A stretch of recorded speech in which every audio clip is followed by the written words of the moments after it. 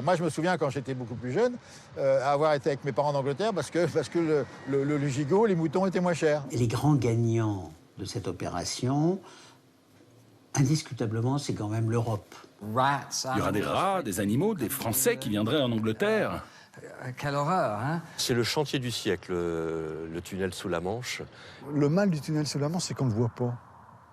C'est qu'on ne le voit pas. Il est sous la mer, on sait qu'il est là. Il passe là, il est là, mais on ne le voit pas. Dans certains quartiers, immeubles vétustes et insalubres, un ensemble urbain magnifique. On craint une pollution nouvelle. 120 logements ont été démolis. Depuis 13 ans, on a fait pétition sur pétition. Vous avez qu'à laisser tel que c'était, c'est de l'argent foutu en l'air. Le pont sera terminé dans moins de 2 ans. C'est fini, c'est une page qui va être tournée. Il n'y a jamais eu aucune concertation. Tous les dysfonctionnements de la société urbaine. Besoin de renouveau. La Manche, The Channel. D'un côté la France, de l'autre l'Angleterre, les frogs et les roast beef. Des siècles de mésententes cordiales, de je t'aime moi non plus, de guerre et de traités de paix. 33 kilomètres séparent Calais de Douvres. 33 petits kilomètres d'une mer qui a servi de rempart aux invasions romaines, puis françaises, puis françaises, puis françaises. Et malgré cette histoire mouvementée, un grand projet a fait fantasmer les architectes pendant plus de 2 siècles, rattacher l'île britannique au continent européen. En 1994, le rêve est réalisé. Le plus long tunnel ferroviaire sous-marin au monde s'ouvre aux Eurostars, mais aussi aux voitures et aux camions. Mais jouer la taupe sous la mer ne se fait pas en un jour, car un Anglais sans sa manche, c'est déjà une moitié d'Anglais. Alors 20 ans plus tard, le tunnel est-il à la hauteur du rêve des ingénieurs? Le tunnel a-t-il rétréci la Manche? Entre 1807 et 1987, 28 projets sont imaginés. Des ponts, des tunnels, des tubes immergés, des îles artificielles. Tout y passe. Certains chantiers sont irréalisables, d'autres avortés à cause des guerres napoléoniennes ou de la Grande Dépression. Par 2 fois, on commence même à creuser. Pour Philippe Cosette, un des ouvriers qui a creusé le tunnel, tout a commencé ici, autour des vestiges de la première tentative qui date de 1880. La première fois que j'en ai entendu parler, c'est ici, précisément. J'étais tout petit, et je me souviens que c'était mon père qui m'avait parlé et qui m'expliquait ce que c'était que ce cercle qui est là sur la prairie. Là. Le bâtisseur.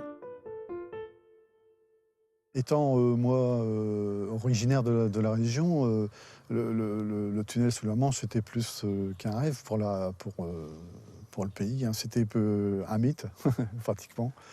Et l'histoire, on a toujours entendu parler de cette histoire des tentatives de tunnel sous la Manche.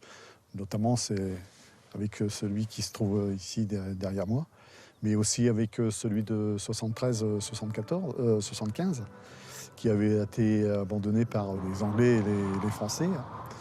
Et puis, l'histoire avait recommencé dans les années 1984, hein, pour moi, ça a été un endroit sur lequel je voulais travailler.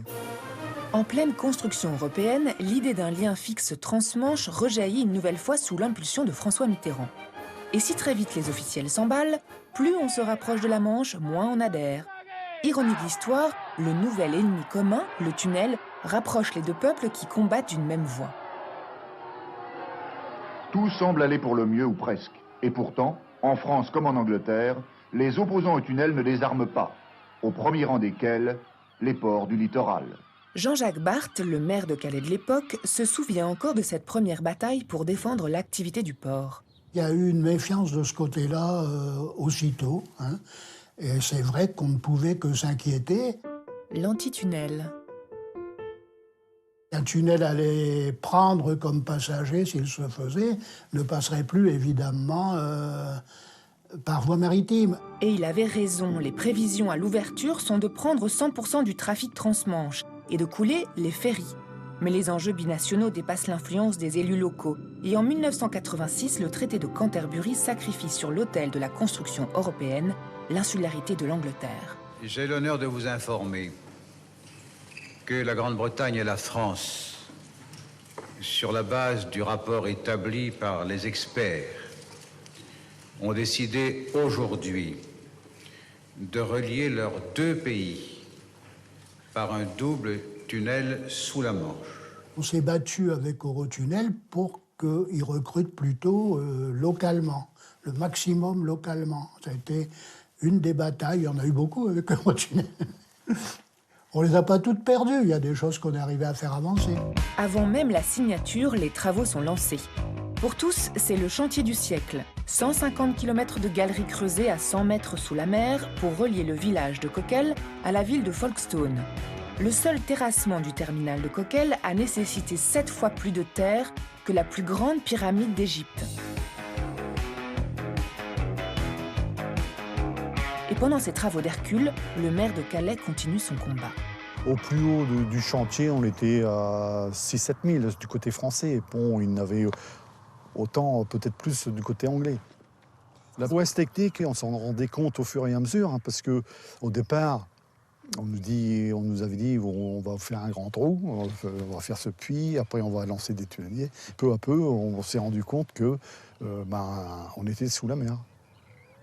Bon, on n'en parlait pas à chaque minute, mais on était sous la mer et bon, on creusait et sans cesse c'était bon l'idée d'aller chercher les Anglais en face de nous. Suivie par le monde entier, l'armée d'ouvriers français et britanniques avance de 3 mètres à l'heure pendant 6 ans. Les tunneliers, gigantesques taupes d'1 millier de tonnes, se feraient un chemin dans la craie bleue jusqu'au fameux 1er décembre 1990, jour où Philippe Cosette passe à la postérité. Ah, le 1er décembre 90, à 12h10, j'ai eu le feu vert. Avec le marteau-piqueur, on l'a tapé sur la dernière paroi. Il restait à peu près 25 à 30 cm. Et puis mon homologue anglais en a fait autant de l'autre côté. Et on s'est rejoint là. Et on s'est échangé quelques mots, on s'est serré la main, échangé les drapeaux. Et puis voilà, c'est resté la première jonction, la jonction historique. L'image qui a marqué la rencontre entre les Français et les Anglais. C'était un grand moment dans l'histoire de la Grande-Bretagne. Après avoir été une île pendant autant de temps et soudain être lié au continent, l'anglais. À l'époque, j'étais journaliste à l'Independent. J'avais été envoyé pour couvrir le moment où les ouvriers anglais et français se sont rejoints dans le tunnel. C'était un moment très drôle, car quand ils ont fait la jonction, qu'ils se sont finalement retrouvés, que le dernier morceau de paroi est tombé, les Français ont chanté la Marseillaise, un grand moment patriotique, alors que les ouvriers anglais, eux, ont chanté un chant de supporters de foot. J'imagine que c'est une différence culturelle entre les deux pays, mais je pense que dans l'ensemble, l'Angleterre était plutôt favorable au projet, à condition que ça ne coûte pas trop d'argent. J'aimerais que le tunnel soit construit, mais c'est trop coûteux pour la Grande-Bretagne en ce moment. Sur le financement du projet, la politique libérale de la Dame de Fer et la conception socialiste de Mitterrand se sont toujours opposées. Et c'est l'Angleterre qui a gagné. Le tunnel a dû être financé par le privé. La société Eurotunnel est choisie en 1987 pour mener les travaux. La chasse aux investisseurs est lancée car il faut trouver 15 milliards de francs pour financer le chantier. La France entière est mobilisée et 300 000 petits porteurs investissent dans les actions Eurotunnel, encouragées par l'État. Parmi eux, Christian Cambier, un professionnel de la bourse. J'en ai mis 2-3%, mais mes clients l'ont très mal vécu, ils me l'ont reproché. J'aurais pu perdre plus de clients. Ça n'a pas été bon pour moi. C'est clair. C'était un mauvais choix. Le petit porteur. Ce coup-là, je me dis, tiens, bon, puis alors ça y est, là, c'est parti. Il y a un prospectus, que dès 93, on va toucher des dividendes, que c'était en 87, hein. Dès 93, on allait toucher des dividendes, qu'ils allaient capter la totalité du trafic France-Manche, qu'il n'y aurait plus de voitures qui passeraient sur les ferries, que tous les trains passeraient en dessous, qu'il n'y aurait plus de clients pour les avions, tout ça. Moi qui fréquentais tout le temps le passage, en bateau, en tout, en avion, etc. Je me suis dit, chic, alors ça doit être un truc génial. Et je me suis fait avoir. Nous avons mis 23 milliards, on nous en a piqué 19, il nous en reste pratiquement plus. Les banques ont mis 70 milliards, elles en ont gagné 30. Les travaux qui ont coûté 6 fois plus qu'annoncé font chuter l'action brutalement. Le titre passe de 35 francs à quelques centimes, ce qui provoque la colère des actionnaires. Le président d'Eurotunnel, Jacques Gounon, s'en explique. Mais comme toujours sur les chiffres, personne ne s'entend. On a certainement été optimiste sur le trafic et on a été peut-être trop suffisamment imprudent sur le coût des travaux qui, évidemment, ont été plus importants. Le président du tunnel. Les banques ont perdu sur cette opération de l'ordre de 5 milliards et les actionnaires historiques de l'ordre de 3 milliards. Alors c'est beaucoup pour les actionnaires historiques, mais ça n'est pas aussi dramatique que ce que des actionnaires peuvent perdre en bourse avec des opérations type Natexis ou autres, je ne vais pas les décrire. Des gens ont souffert, moins que les banques, mais que le problème n'est pas de comparer les souffrances des uns ou des autres. Ce qu'il faut, c'est voir l'avenir. Oui, on est dans une situation qui a eu des départs difficiles, mais je crois qu'aujourd'hui, on est sur un cheminement qui est celui que les actionnaires souhaitent. Si ça n'avait pas été financé par les petits mecs, le projet ne serait jamais arrivé. Aujourd'hui, il passe des millions de personnes chaque année. Je ne sais pas si c'est 10 ou 20 millions de personnes. Si on n'avait pas fait, si on n'avait pas nettoyé les actionnaires d'origine, le projet n'aurait jamais eu lieu. Quand on a construit des cathédrales au Moyen-Âge, il y a eu des morts, sûrement. Pensez bien qu'il n'y avait pas toute la sécurité, les casques durs et tous les machins. Aujourd'hui, ça vous préoccupe les morts qui ont eu pour les cathédrales? Non, il reste la cathédrale. Ce qui compte à la limite, dans 50 ans, le tunnel sera toujours là, lui. Les actionnaires, Mme Schmilblick ou M. Schtroumpf, qui a perdu 3,50 balles il y a 50 ans, on s'en tape. C'est moins grave qu'un mort, n'est-ce pas? Eh bien, si vous voulez, j'aime bien cette comparaison. Il reste les cathédrales, mais il reste le tunnel. Alors, qu'il y ait eu des mecs qui étaient assez nuls pour mettre un peu d'argent, parce qu'on les a trompés. Mais la bourse, c'est une machine à tromper les gens. Pour que les riches s'enrichissent, il faut tondre les petits. Ils sont très nombreux, les petits. Donc, et les moutons, et l'avantage des moutons, c'est que la laine repousse. Donc, régulièrement, on donne un coup de tonte. Ben, Eurotunnel, on a donné un coup de tonte, on a nettoyé, on est passé à autre chose. C'est archi classique. Mais dans l'histoire du monde, c'est comme ça depuis 2000 ans. 20 ans plus tard, la page est tournée pour Christian Cambier et tout va pour le mieux pour Eurotunnel, qui est depuis peu bénéficiaire. La société s'est restructurée. Elle a échangé sa dette auprès des banques contre une place au capital. Mais la valeur de l'action, noyée dans les pirouettes financières successives, ne retrouvera jamais son cours d'origine. Ce qui n'empêchera pas le tunnel de fêter en 2012 son 300 millionième passager. Comme si chaque Français et chaque Anglais avaient emprunté le tunnel 2 fois.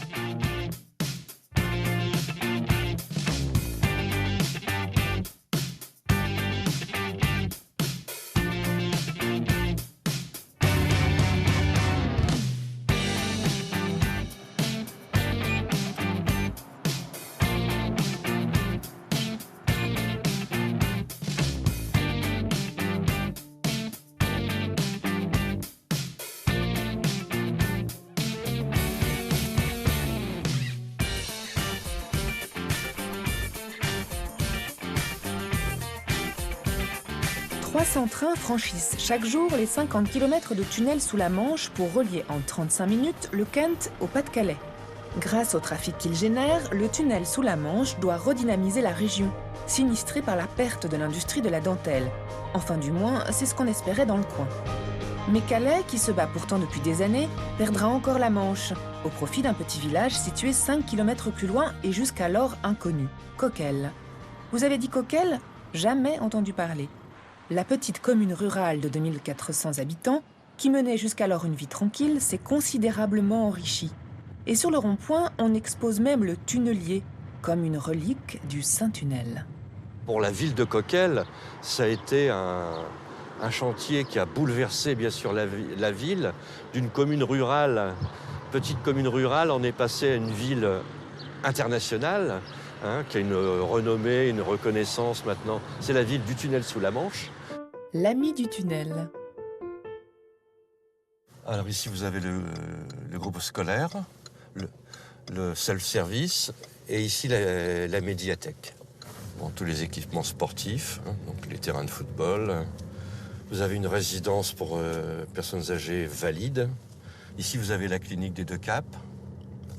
Sur la zone du tunnel et de Coquelles, vous avez 4 zones d'activité, et ce qui octroie de 6 000 salariés. 6 000 salariés, alors que la commune, en nombre d'habitants, c'est 2400 habitants. Et c'est une ville très atypique. Longtemps, Coquelles s'est enrichi grâce à la manne financière générée par la taxe professionnelle d'Eurotunnel, tandis que Calais continuait de perdre sa puissance régionale. Dans le plan d'origine d'Eurotunnel, il n'y avait pas de place pour deux. Nous nous sommes battus pour que l'autoroute arrive, comme il est maintenant, à l'ouest de Calais. Parce que ce faisant, à notre sens, ça permettait d'être moins isolé par rapport à ce grand trafic qu'allait engendrer le tunnel. Mais à l'origine, ils voulaient que l'autoroute arrive au terminal du tunnel, vers Coquelles. Alors nous, là, vraiment, il y a eu une bataille terrible pour que ça arrive à l'ouest de Calais. Autrement, Calais aurait été encore plus isolé. On a été fort jalousés, mais bon, après les choses se rentrent dans l'ordre. Bon, il faut surtout bien communiquer et aussi avoir le sens du relationnel. Hein, il faut bien expliquer les choses. Eurotunnel s'est vu confier, en plus de sa mission d'exploitation, une mission d'aménagement du territoire. Et son choix s'est porté sur une super zone commerciale, la Cité Europe. 5 000 emplois, 140 boutiques, 12 salles de cinéma, une vingtaine de restaurants, 4 200 places de parking. Tout est fait pour accueillir les habitants de la région et les Angliches qui viennent ici toute l'année remplir leurs coffres de dizaines de litres de vin. Eurotunnel a montré aussi qu'il voulait faire des bénéfices en créant cette fameuse Cité de l'Europe de commerce. Alors qu'Eurotunnel avait signé avec le maire de Calais et la Chambre de commerce de Calais un protocole d'accord disant qu'ils ne construiraient jamais d'hypermarché sur leur zone. Et ils le faisaient 4 mois plus tard avec Carrefour, qui a été la locomotive pour drainer toute une cité commerciale. Moi, je me prends à rêver quelquefois. Le centre de Calais est très pauvre, très tristouné. Si on se replaçait comme ça dans l'esprit, si on replaçait tous les magasins qu'il y a à la Cité de l'Europe sur nos boulevards, on aurait une ville animée, active et intéressante, quoi.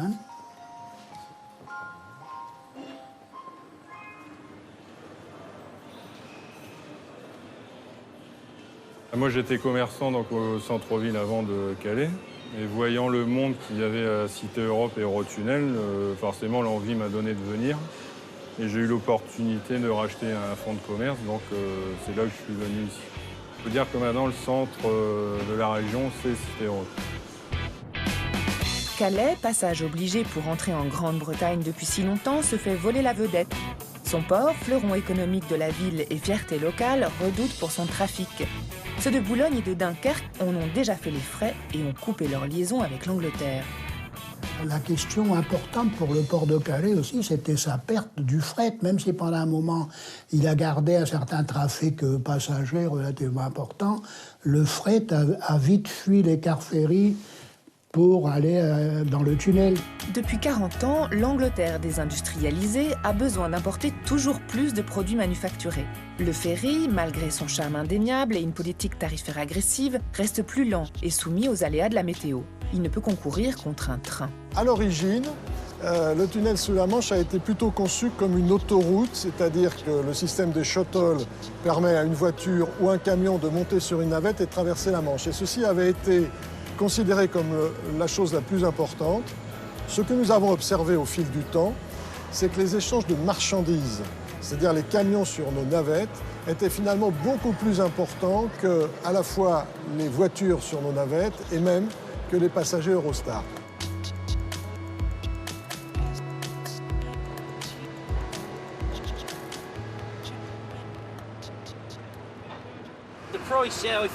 Pour le prix, oui, je pense que le ferry est un petit peu moins cher. Aujourd'hui, il y a beaucoup de monde, mais d'habitude, on peut traverser la Manche par le tunnel et retourner en Angleterre en 1 heure ou 1 heure et demie.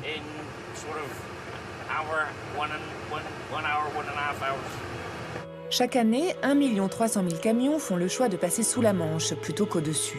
Quand on transporte des marchandises, plus que jamais, le temps, c'est de l'argent. C'est mon 4e voyage cette semaine. Si j'utilisais le bateau, je perdrais peut-être 12 heures sur la semaine. C'est une journée de plus. Il y a vraiment plus de camions qui viennent en Grande-Bretagne, vraiment, en utilisant le tunnel. Le tunnel, c'est une bonne chose, je pense. Le tunnel est une bonne chose pour les camions, d'accord, mais pour les personnes. En moyenne, plus de 6000 voitures traversent la Manche chaque jour dans ces trains navettes. Un trajet qui leur revient au mieux à 80 € aller-retour. Qui sont ces passagers? Le tunnel a-t-il changé leur vie? On vient de Hollande. On a traversé un petit bout de la France pour aller en Angleterre. Pour ces Hollandaises en vacances, non. Je viens de Bruges et je vais aller à King's Lynn. Pour ce Belge en voyage d'affaires occasionnel, pas vraiment. On va travailler à Ashford, SBE UK. On fait ça tous les jours. Donc on prend tous les jours notre navette quotidienne pour aller travailler. Ah, mais pour ces Calaisiens peut-être. Le transfrontalier. De 3 à 4 heures par jour de transport, c'est arrivé à la fin de semaine, c'est lourd. C'est épuisant. Mais bon, on prend le rythme. Enfin, à mon avis, c'est pas beaucoup plus épuisant que de prendre le RER tous les jours pour aller travailler dans le centre de Paris quand on habite la banlieue. Donc je pense qu'on est quand même un peu plus chanceux puisqu'il y a quand même la traversée se fait dans la voiture, on n'a pas à bouger, il n'y a pas le stress, il y a pas, on est quand même 40 minutes où on est tranquille, quoi. Mais plus qu'une contrainte, travailler en Angleterre est vécu comme une opportunité pour ces salariés d'une entreprise d'électronique de Boulogne-sur-Mer. Ça nous revient à 860 € par mois pour le tunnel, par la voiture, donc pour 7. C'est bien parce qu'on partage, c'est vraiment le covoiturage. On utilise une voiture et tout est partagé, quoi. Tout est partagé en 7. Traverser la Manche, c'est quand même une autre vie, quoi. Hein. Je veux dire, quand j'habitais en France, je veux dire, le rayon d'amitié, en fait, le rayon, c'était Boulogne, Calais, Saint-Omer, on va dire. Quand on arrive en Angleterre, on parle plus en région, mais on va parler en pays. On parle de la Pologne, du Népal, on parle d'Amérique du Sud, on parle d'Afrique du Sud. Enfin, je veux dire, donc ça ouvre, je dirais, quand même des horizons. Ça nous ouvre des choses, quoi. Et pourtant, ils sont très peu à faire des allers-retours. La lourdeur au quotidien de la traversée et l'absence de statut transfrontalier en freinent beaucoup. La promesse d'opportunités interrégionales n'est pas encore complètement tenue. Mais un avenir où Fabien pourrait rentrer déjeuner chez lui n'est peut-être pas si loin. Le tunnel sous la Manche, il a créé une facilité de circulation qui a conduit des gens à se déplacer alors qu'ils ne l'envisageaient pas. On peut considérer que cela va continuer, surtout avec les améliorations qui sont les nôtres, et donc qu'on soit dans une logique de métro, à proprement parler, c'est-à-dire une rame toutes les 2 minutes qui transporte énormément de monde. Et ça, c'est techniquement possible et nous y travaillons. Reste que pour l'instant, 2 heures pour se rendre au travail, c'est beaucoup, surtout quand on peut faire Paris-Londres en à peine plus de temps. Car le vrai métro transmanche, c'est en fait l'Eurostar.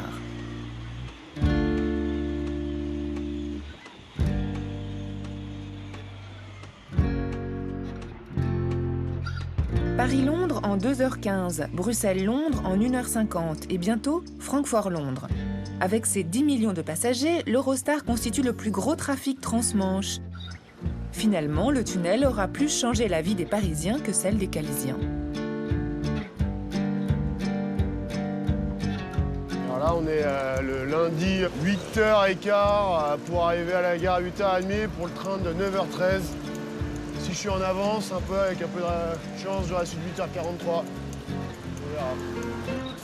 À la gare du Nord, départ Eurostar, arrivé à Saint-Pancras, plein centre de Londres, plein centre de Paris, à plein milieu de Londres. Impeccable.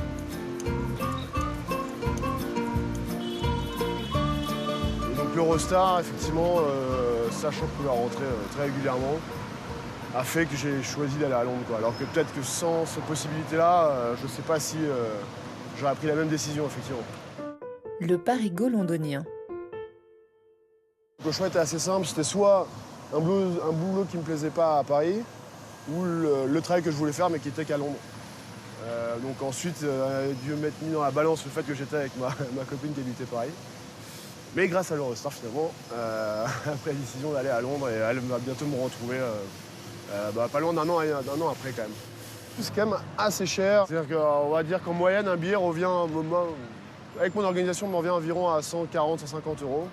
C'est quand même un vrai budget. Hein. C'est partie de notre salaire qui est alloué au budget Eurostar, malheureusement. Avec ses 400 000 Frenchies, Londres est devenue la 6e ville française devant Bordeaux. Un nouvel Eldorado pour les Français en quête de changement ou, comme Arnaud, de travail. Une invasion française a bien eu lieu dans la capitale anglaise, et sans même avoir eu besoin de sortir les fusils. Je pense que quand Maggie a donné son accord pour creuser le tunnel, elle n'imaginait certainement pas que Londres deviendrait un foyer pour les Français.